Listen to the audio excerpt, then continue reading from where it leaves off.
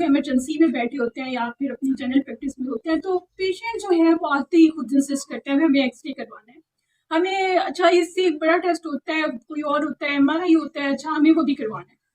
تو اتنی کریونگز ہوتی ہیں ٹیسٹ کروانے کی. ایکچولی یہ بہت ہی امپورٹنٹ بات ہے جو میں کرنے لگی ہوں.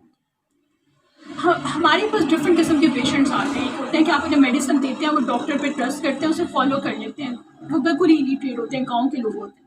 دوسرے تھوڑے سے آتے ہیں کہ جو تھوڑے سے پڑھے لکھے ہوتے ہیں، اب انہوں نے اپنی سمجھ لڑانی ہوتی ہے، اپنی ڈائگنوزز بنانی ہوتی ہے، حالانکہ ان کا میڈیسن سے میڈیکل فیلڈ سے کوئی تعلق نہیں ہوتا.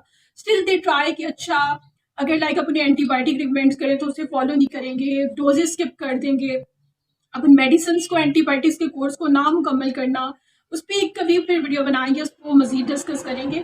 تو اسی طرح جب آپ خود سے ڈاکٹر کو فورس کرتے ہیں کہ ہمیں یہ ٹیسٹ کروانے ہیں تو it's like totally not okay.